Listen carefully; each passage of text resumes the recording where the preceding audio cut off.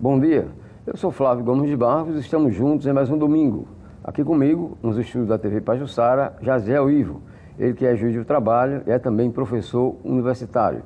Jaziel é o único magistrado alagoano que integra a lista tríplice para a nomeação do mais novo desembargador do Tribunal Regional do Trabalho da 19ª região.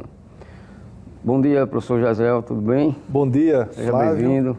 Bom dia a todos aqui do Sistema Pajuçara de Comunicação. Bom dia, alagoanos.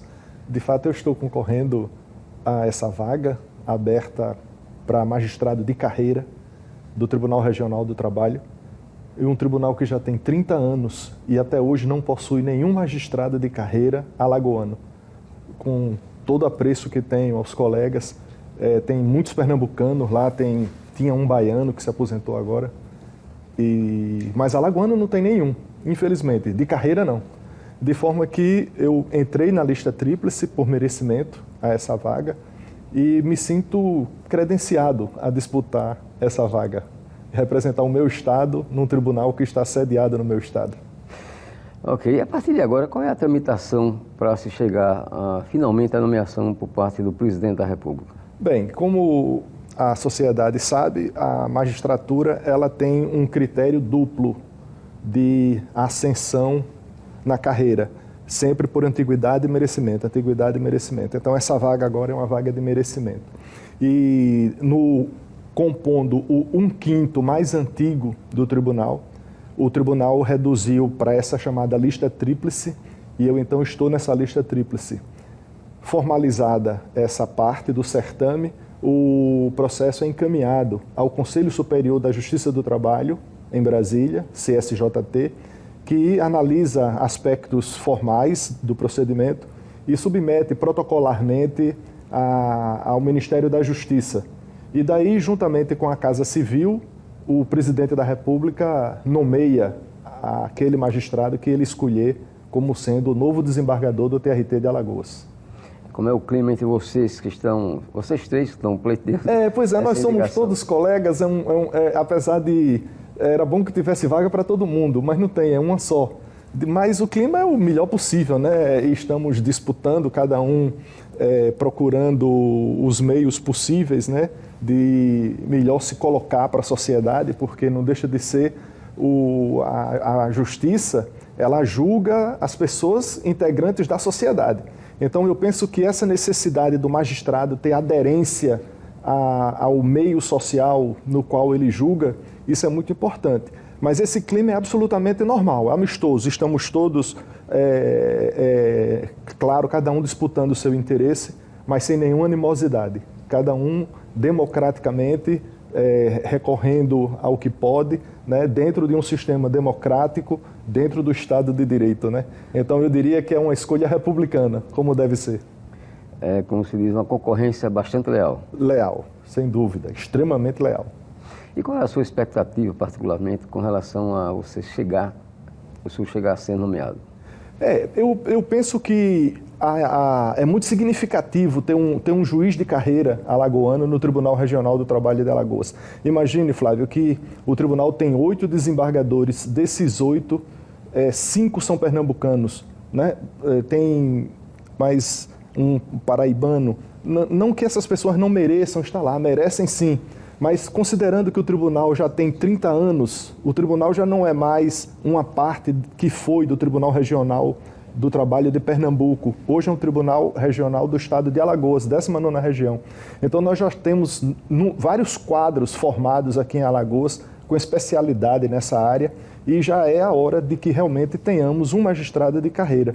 Eu, como sou professor universitário há 35 anos, o meu concurso da UFAL é de 1988. Assim que o Brasil se redemocratizou, houve um concurso público, eu fui examinado pelo professor Lavené, fui examinado pelo professor Benedito Ibe, me lembro bem da minha banca, professor Adilson, de forma que estou na universidade desde essa época e hoje eu sou decano da Faculdade de Direito de Alagoas. Eu sou o professor de Direito mais antigo em atividade na Universidade Federal de Alagoas, Faculdade de Direito. de forma que é uma expectativa muito grande, onde eu consiga justamente aliar toda essa minha vida acadêmica, desse meu conhecimento teórico, né, do muro da universidade para dentro, agora também levar esses conhecimentos da universidade para fora. Levar um pouco do conhecimento que eu adquiri na academia, junto com meus alunos, com os meus orientandos, meus pesquisadores, as minhas próprias pesquisas também. E agora, não mais apenas numa comarca restrita, mas sim no âmbito de todo o estado de Alagoas, porque o desembargador ele exerce então uma jurisdição em todo o estado de Alagoas. Ele tem uma competência recursal de todos os processos que vêm das várias varas do trabalho espalhadas pelo estado, e ele também possui uma competência originária, né, daquelas ações que são originárias do Tribunal Regional. Então eu penso que eu, como professor universitário, com essa experiência docente, isso vai ser uma experiência muito rica de aliar a ciência com a prática, né? O conhecimento teórico com a vivência prática. Eu acho que isso vai ser muito útil e eu estou muito esperançoso de que isso se concretize. E até que ponto, até agora, nessa sua trajetória na magistratura, essa sua experiência de magistério tem sido importante? Bom, eu sempre digo que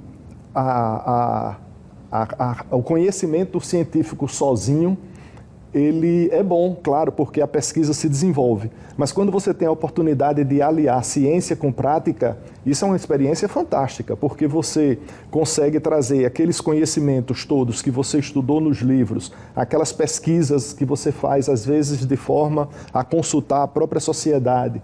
E daí, quando você realiza isso no exercício da magistratura, isso se torna bastante simpático. Simpático por quê? Vamos dar exemplos recentes. A reforma trabalhista de 2017, que impactou profundamente as relações de trabalho. Inclusive, esse livro que eu trouxe, que eu lhe presenteio, é fruto da minha tese de doutorado, que eu concluí recentemente. E nesse livro eu mostro justamente essas novas modalidades das relações de trabalho. O trabalho plataformizado, um trabalho uberizado, um trabalho onde você não identifica mais o rosto do seu empregador, nem empregador tem. Um trabalho onde as pessoas são livres para aceitar aquela condição ou mesmo se vincular a várias outras plataformas simultaneamente. E isso é um desafio muito grande, como solucionar esses casos, como encontrar uma forma que seja socialmente aceitável, porque a justiça do trabalho, ela é uma justiça, como eu disse, que ela tem aderência social. Ela não vive fora de uma realidade. Ela é uma justiça que tem que ter uma perspectiva econômica dessas relações, uma perspectiva social dessas relações. Então, eu penso que essa minha experiência como professor, junto com a magistratura, eu ganho e a sociedade alagoana também ganha. Porque eu, como pesquisador que sou, eu tenho dedicado a minha vida inteira ao estudo do direito, especialmente ao direito do trabalho, processo do trabalho, meio ambiente do trabalho e saúde do trabalhador. Então, essas experiências todas dos conhecimentos especulativos acadêmicos, eu consigo realizar concretamente no exercício da jurisdição. Então, eu penso que para o cidadão é muito importante que haja essa combinação de ciência com experiência. Se o senhor puder resumir só num ponto, o que é que consideraria mais relevante nessa reforma de 2017? Bom, eu gostaria de primeiro pontuar alguns aspectos. Um primeiro aspecto a ser pontuado é que essa reforma ela não foi muito simpática à própria Justiça do Trabalho. Eu defendi essa tese, que acabou sendo uma tese vitoriosa, porque o Supremo Tribunal Federal recentemente acolheu essa tese. A reforma trabalhista restringiu o acesso à Justiça do Trabalho. E esses obstáculos que a reforma trabalhista trouxe, o Supremo Tribunal Federal afastou recentemente, o que me parece que eu estava certo quando defendi essa tese, que resultou nesse livro. Agora, tem coisas importantes, sim. Por exemplo, a reforma modernizou um pouco algumas relações que precisavam ser mesmo modernizadas. Nós vivemos aqui numa região tipicamente turística. Então, realmente, você tem uma flexibilidade para contratar pessoas em épocas ou contratos sazonais, Não faz sentido uma barraca de praia, uma pousadinha de praia, que sempre recebe pessoas durante o verão, você não ter uma margem mais flexível de contratação quando o seu movimento aumenta. Agora, é claro que isso tem que ser feito com responsabilidade. Eu acho que o que a Justiça do Trabalho hoje enfrenta é justamente esse desafio, um desafio de mostrar que ainda é importante para a sociedade brasileira, que ela é importante para diminuir esses conflitos, para resolver esses conflitos. E ela não só está pronta para isso, como a Justiça do Trabalho também, ela tem se mostrado até à frente. Ela tem chamado as pessoas, através dos seus núcleos de conciliação, para resolver da melhor forma, o mais pacificamente possível. Então, eu vejo nessa perspectiva que a reforma trabalhista trouxe essas inovações, trouxe uma maior... Por exemplo, tem um procedimento que é muito bom, que é uma homologação de transação extrajudicial. Essa foi fantástica, essa mudança que a reforma trouxe. O trabalhador tem um crédito a receber, o empresário admite, reconhece aquela dívida. Para que uma reclamação trabalhista? Eles, então, cada um, através de seu próprio advogado, fazem uma transação extrajudicial e a Justiça do Trabalho homologa se estiver tudo certo. Ok, vamos a um breve intervalo comercial. Daqui a pouco a gente volta, continuando a nossa entrevista com o juiz do trabalho, Jaziel Ivo. Até já.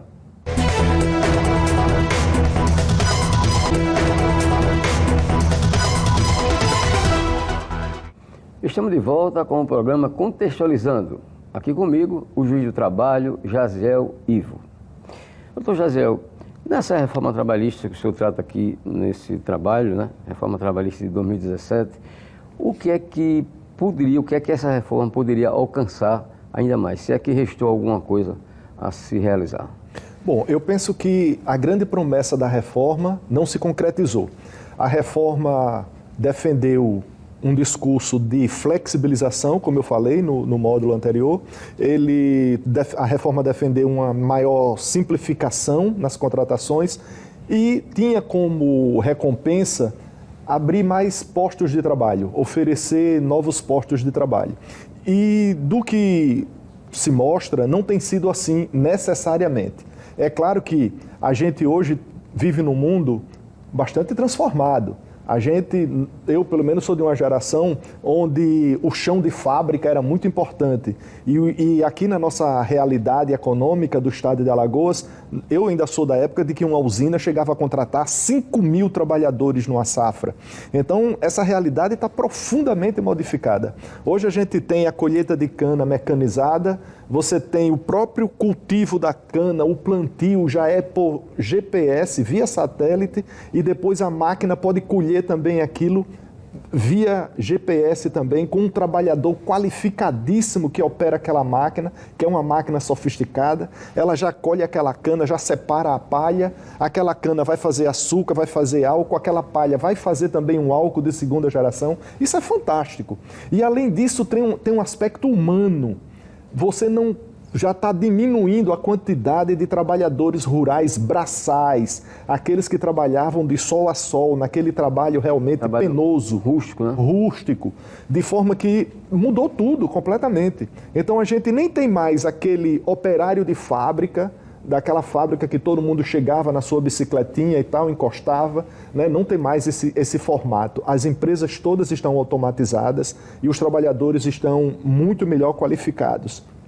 E, por outro lado, nós temos visto também uma grande transformação na paisagem urbana, que é um operariado meio que invisível. Mas quando a gente olha, percebe que são os entregadores de moto, de bicicleta. Então, com o grande desenvolvimento desses novos formatos, desses novos arranjos econômicos, a gente tem visto uma migração da massa de trabalhadores que antes estava na indústria, estava no campo, hoje está no serviço. Então, principalmente nessa parte dos trabalhos plataformizados, de entregadores de comida, entregadores de documentos, encomendas de um modo geral. Serviço, né? Os serviços de um modo geral. Na nossa realidade também, a rede hoteleira ocupa muita gente, com camareiras, com atendentes, recepcionistas, isso tudo é muito bom também, mas sempre num formato diferente. Eu particularmente me preocupo com o excesso de pejotização da mão de obra. O que é a pejotização da mão de obra?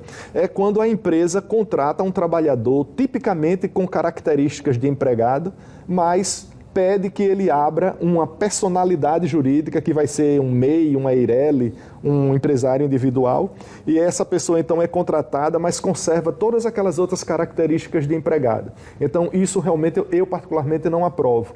Eu acho que a reforma nesse particular tem que dosar o que é realmente um trabalhador pessoa jurídica e o que é realmente um trabalhador tipicamente um empregado. Agora vale a pena um registro da minha parte. A questão dos entregadores, né, sobre a qual o senhor falou agora há pouco, ela pontificou muito durante a pandemia de Covid. Sim. As pessoas ficaram em casa. Sim. E a partir daí passaram as pessoas a recorrer a esse tipo de serviço, que Exatamente. não existia com tanta profusão, não é isso? Justamente a pandemia que impactou profundamente as nossas vidas, as relações sociais, as relações comerciais, ela então trouxe esse novo formato de comércio, que a empresa vende e alguém vai levar na nossa casa. Né? Então esse batalhão de trabalhadores, que durante a pandemia eles eram uma espécie de anjos, né, que mantinham as famílias alimentadas, eles continuam nas ruas. É um trabalho perigoso, eles estão com motocicleta, eles estão com bicicleta, no trânsito. Então esse formato de trabalho ainda está desafiando muitos questionamentos, não só no Brasil. O Reino Unido já se debruçou sobre isso, a Europa tem estudado isso, a Espanha especialmente também tem pensado nisso. O Reino Unido mesmo encontrou uma solução intermediária. Eles nem são empregados, propriamente ditos, mas também não podem ser considerados trabalhadores autônomos. Eles são trabalhadores, mas com uma forma de cobertura social. Porque quando esses trabalhadores se acidentam, eles sofrem algum sinistro, eles vão para a Previdência. Como para a Previdência se eles não tiveram contribuição previdenciária? Então vai gerar esse conflito. Algum tipo de cobertura social e previdenciária eles têm que ter, ainda que não sejam necessariamente empregados. Uma outra coisa, um outro efeito da pandemia, melhor colocando, é a influência da pandemia na própria atuação da Justiça do Trabalho, Sim. bem como na Justiça Comum, na Justiça Federal, por exemplo, o trabalho remoto. As pessoas trabalhando de casa, fazendo atos processuais, né, praticando atos processuais de casa ou do escritório e mantida a distância. Você sabe, Flávio, que a pandemia, com essa experiência, acabou deixando esse legado. Os advogados hoje praticamente não vão ao fórum. O que é uma pena, que era muito bom aquele convívio, mas ficou muito prático hoje para o advogado, ele inclusive não precisa mais se deslocar. No caso aqui, tem um fórum na Avenida da Paz, tem um fórum no Barro Duro, tem um fórum na Serraria. Não, ele agora de casa ele consegue administrar bem, gerenciar as suas atividades junto, sobretudo, às audiências que ele fazia, as petições que ele juntava. Hoje, na Justiça do Trabalho, nós temos o juízo 100% digital. O que quer dizer? O advogado, a advogada, quando postula, ela já diz lá que prefere o juízo 100% digital. A parte contrária, concordando, significa dizer que as audiências serão realizadas online. Ninguém precisa se deslocar até o fórum. Então, veja, por exemplo, eu sou juiz da comarca de Penedo. Penedo compreende uma região muito maior, compreende ali Piaçabuçu, Feliz Deserto, São Sebastião, Junqueiro, Coruripe. Então, você veja que é uma área grande.